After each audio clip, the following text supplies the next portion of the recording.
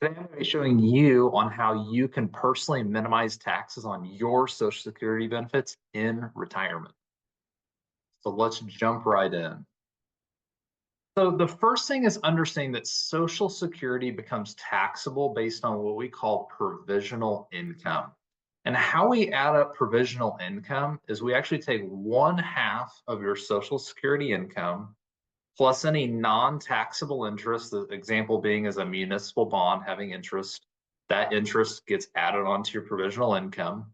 Any 1099 income. One thing a lot of people don't understand is your savings account, CDs, the interest on that, your bank is going to send you a 1099. So that and any other form of 1099 income gets added into your provisional income.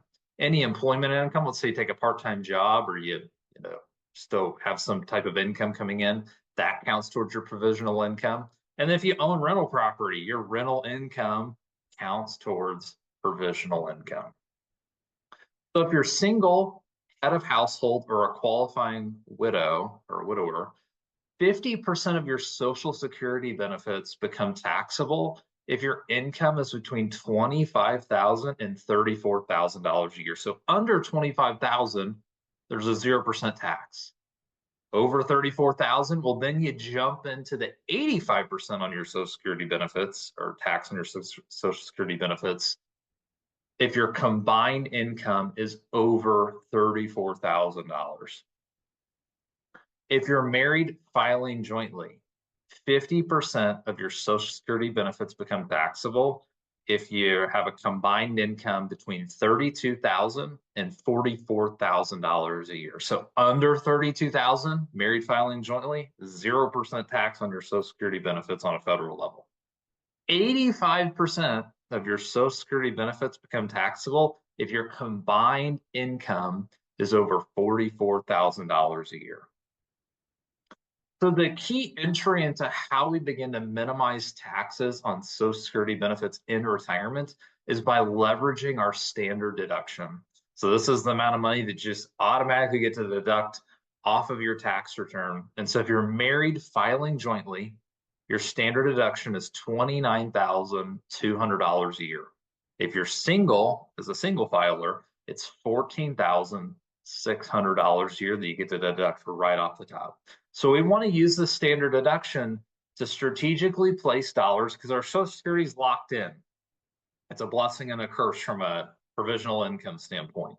It's a blessing that the money's there and it's going to come in every month, but then you're locked in when it comes to some of this tax planning. So then we have to say, okay, where can we strategically shift and allocate dollars for clients so that way the standard deduction can be used as a Swiss Army knife to automatically deduct those and reduce provisional income to hopefully reduce Social Security taxes along the way. And so an example of how somebody could miss the mark on this is, let's say somebody's at age 73. So they're at the age where they're forced to do what's called a required minimum distribution, which is the amount of money the government's going to force you to pull income-wise off of an IRA so they can tax you. A lot of people sometimes don't understand that. And so this individual is single, so they only qualify for the $14,600, and they have an IRA balance of $800,000. They just put it in their 401k, they moved it to an IRA. They never looked and they never thought about shifting dollars around to consider any of these effects. Their Social Security income is $20,000 a year. And that RMD, what the government's going to force them to pull an income, is $32,000 a year. So that makes their provisional income $42,000 a year because their Social Security is only 1/2 of the $20,000. And so what that means is they miss the window by $17,000 on a provisional income basis solely because of the RMD.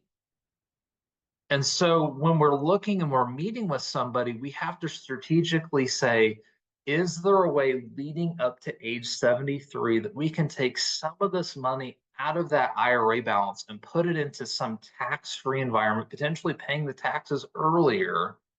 Is there a way to shift that money so that way we're not forced to pull a certain amount of money that counts towards our provisional income and locks us into paying a higher tax rate on our Social Security benefits? And so here is an example of where Social Security tax minimization works. And so let's say it's a married couple filing jointly, they're age 73, so they're at that RMD window. The difference is we strategically say, okay, the government's going to make us pull close to 4% of the account balance for an RMD. And so if our standard deduction is $29,200 a year, we want to take full advantage of that. So the right amount backing into is say, okay, well, if we're going to use our standard deduction as to our advantage, we want to have a certain amount of money in IRA dollars. So the sweet spot for this couple is actually getting to $730,000 in their IRA and then shifting everything else into a Roth IRA or some other tax-free form of savings. But it's key that we take advantage and still keep some money in what we call pre-tax dollars in an IRA. So that way we can use the standard deduction to our advantage and pay as little taxes as possible before age 73 as well. Their Social Security is a total of $40,000 a year. And so what you notice is we've got that RMD of $29,200, but our standard deduction is going to subtract on that. So it's going to subtract $29,200. And that brings us to $0 in taxable income on our RMD. And we're going to take income from other buckets like a Roth IRA and other tax efficient forms of savings that we can draw income out of on retirement. And that brings their provisional income to $20,000 and they have 0% taxes on their Social Security. So this is just a quick education and idea of how somebody like yourself can reduce and minimize their taxes on their Social Security in retirement.